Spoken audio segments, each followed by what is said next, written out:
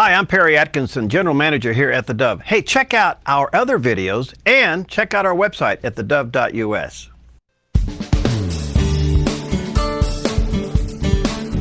Well, welcome back. We are honored to have with us David Archibald. He's a visiting fellow at the Institute of World Politics in Washington, D.C. He's also authored a very interesting book, The Twilight of Abundance.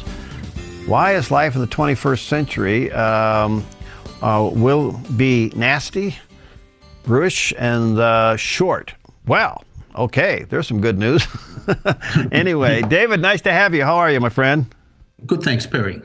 Listen, this is so interesting because it's preceded with an interesting question, and that is, you make the statement, is America fueling its own terrorism? Wow, that is a big statement. Help us get through that. Explain that. Well, actually not quite true. What that was based on was an article in today's American Thinker that I placed, which draws attention to the population growth in Afghanistan. And well, bear in mind that the US has spent tens of billions of dollars and several thousand lives trying to bring peace to that country and do some nation building there. Well, when the US got involved back in 2001, there were about 21 million Afghans. There are now about 31 million of them. There's been a population increase of the order of 9 to 10 million. Is they've got a population growth rate of 2.4% per annum, which is a doubling time of every 29 years, their population will double. Wow. Now, they grow enough food to feed 13 million people, and the rest of the balance is imported wheat. Now, when the US withdraws, there'll be less interest in paying for that wheat, and I'm predicting a severe population collapse and starvation in Afghanistan in the near future. And we should look at the rest of the world in the same way, that there's a whole belt of countries from Morocco in the west of North Africa to Afghanistan that import half or more of their food. And as grain prices run up and oil gets more expensive, they won't be able to feed themselves. And there will be a major population collapse in that region, which will have very significant strategic impacts, of course. But I just wanted in that American Thinker article to go back to say, well, was it wise to get involved in a country that's going to end up starving to death anyway? No matter what else you try to do, it was unwise to remain to try to do some nation building looking forward. Interesting. We are now beginning to withdraw. Are we? Yes. Are we in a corner here? We can't get out? I mean, is the world going to come down on us because we're letting them starve? No, I think there are plenty of other problems will happen at the same time. And the world won't worry too much about Afghanistan. Well, I mean, 140,000 Syrians have died in the civil war in the last couple of years. And we've accepted that with some equanimity. So why are we spending money there? I mean, this whole thing seems to be a failure. I mean, why are we spending money there?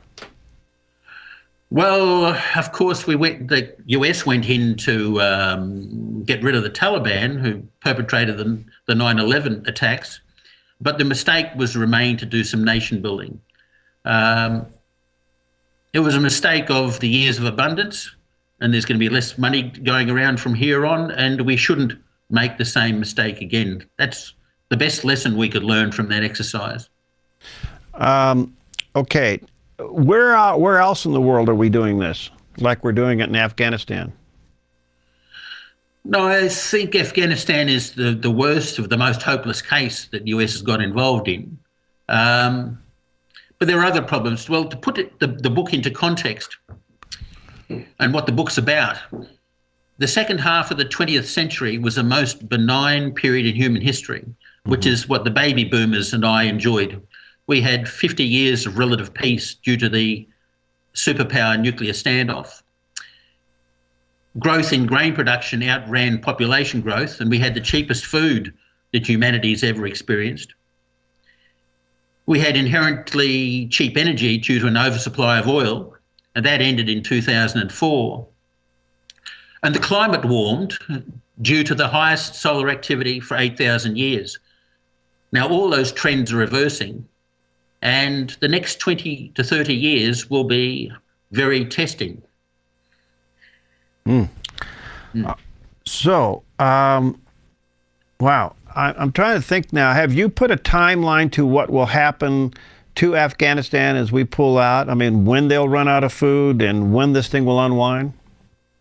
Well, I'd imagine it happened within 1 to 2 years. The problem with the government of that place, it's very corrupt. And as there's fewer foreigners involved to try and stop the stealing will accelerate till there's nothing left. And I imagine that'll happen pretty soon. Where are we now in the timeline? I think we're supposed to be out by when, totally? Probably the end of 2014. Okay, and that will be the beginning of that. Wow. In the meantime, what do you think will happen to Afghanistan? I mean, there is certainly the population problem as it relates to feeding themselves. What happens to them politically? Well, I haven't studied them, their internal politics in great detail. I don't believe it's wise to try to get fond of these people or the whole people in that region, because things are going to change very dramatically after this. Now, I'll just repeat the things that I read, that President Karzai is trying to get closer to the Taliban, right? So he survived its transition.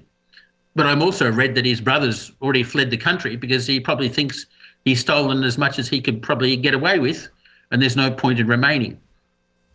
So I think the elite in Afghanistan will get out of the country with what they can. And if food becomes a problem in the Middle East at a major proportion, doesn't that become a self-perpetuating problem among themselves to exist? I mean, it's more than a fight over oil? Yes. Well, that whole region from Morocco in the west, to Afghanistan in the east has about 500 million people.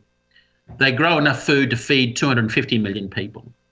And with the population growing at about 2% per annum, there'll be another 250 million of them within 25 years. And the day is going to come soon. If you look at what Egypt has been doing, Egypt has 84 million people. They produce enough food to feed 40 million people. The rest is paid for with, the rest of the population is fed with imported grain.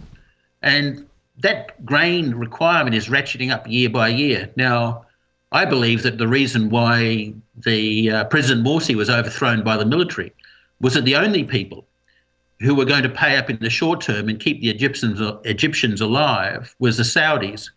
And the Saudis weren't going to give them any money while Morsi and the Muslim Brotherhood were in charge. And sure enough, within a fortnight of them being overthrown, the Saudis tipped in, I think it was about $2 billion, or it might have been as much as $5 billion, to keep body and soul together for the Egyptians. But the population boom still goes on in Egypt to this day, and the problem is just getting bigger. Wow. This is fascinating, David. So what do you want people to get from your book? Well, all is not lost. We can have a high level of civilization going forward as long as we have the cheapest energy possible. And now the fossil fuels are going to run out, not in my lifetime possibly, but it's certainly in my children's lifetime and my grandchildren's lifetime. Fossil fuels will run out and become very expensive. And by then, hopefully, we'll have developed a better form of nuclear power.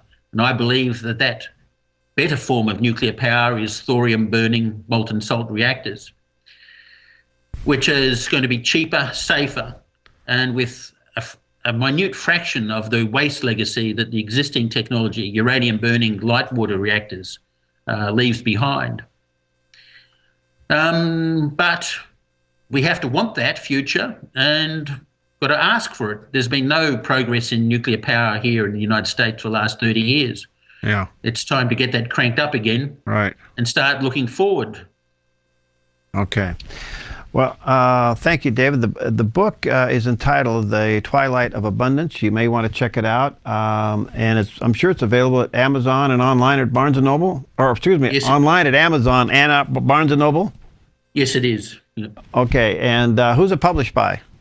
Regnery. Okay, good. Good. Thank you, David. Thank you. Okay. Thank you, Perry. Thank you. David Archibald with us. Again, the book is entitled The Twilight of Abundance. Again, check it out online at Amazon, or you might want to check it out at Barnes & Noble. Interesting book, to say the least. All right, thanks for being with us on Focus today. Stick around. We got some great programming coming up throughout the day here on theDove TV. And again, just letting you know that if you feel led to help us with our move, we are so grateful for whatever the Lord's leading you to do. You can certainly go to our website and you'll see there's a button at the top of our page that says Help Move the Dove. And if we can buy some items prior to the move, it's going to make our move a whole lot smoother, a lot more efficient. Hopefully we won't lose any airtime, and all of that equipment will have a long life of service here at theDove. So thank you for whatever you feel led to do. Again, just go to the top of the page and you'll see it there at theDove.us, right at the top. Help the Dove move, and thank you for whatever you're called to do. We'll see you next time on Focus Today.